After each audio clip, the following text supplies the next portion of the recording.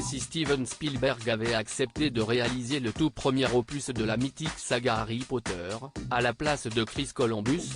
Le grand réalisateur américain a révélé la raison qui l'a poussé à refuser de porter sur grands écrans le chef-d'œuvre de J. K. Rowling. Et si est déchirant. Steven Spielberg est un cinéaste qui fait véritablement briller sur grands écrans nos rêves d'enfants. De l'extraterrestre, à Indiana Jones, en passant par Jurassic Park, dont la saga est officiellement terminée, il a ouvert l'imaginaire de toute une génération. Et le réalisateur des Dents de la Mer et de West Side Story parvient toujours autant à émouvoir les salles obscures.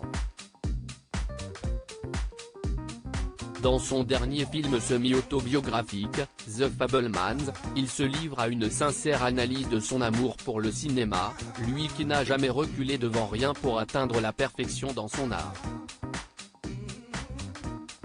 Seulement voilà. Saviez-vous que Steven Spielberg, l'un des plus grands réalisateurs de notre temps, aurait refusé de prendre les commandes de la réalisation du premier tome d'Harry Potter? Il aurait pu signer l'École des sorciers, à la place du cinéaste Chris Columbus, qui a réalisé, entre autres, Maman, j'ai raté l'avion, et Madame Doubtfire.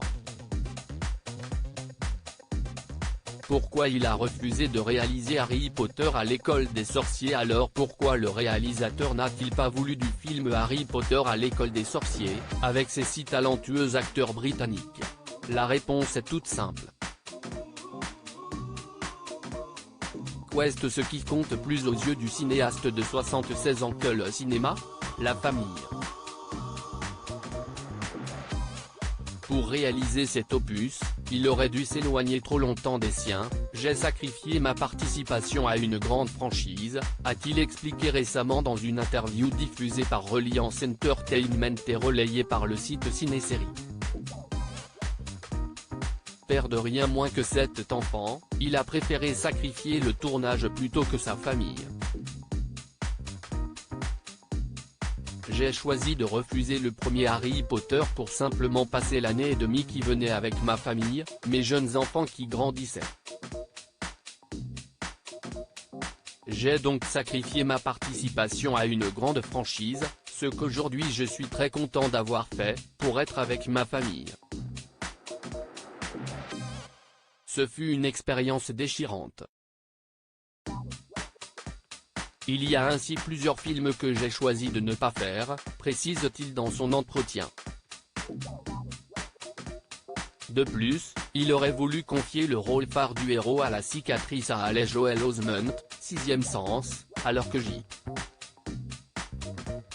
K. Rowling voulait absolument des acteurs anglais.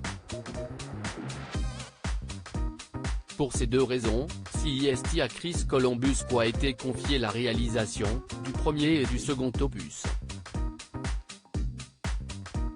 Et il faut dire que ce sont les deux meilleurs.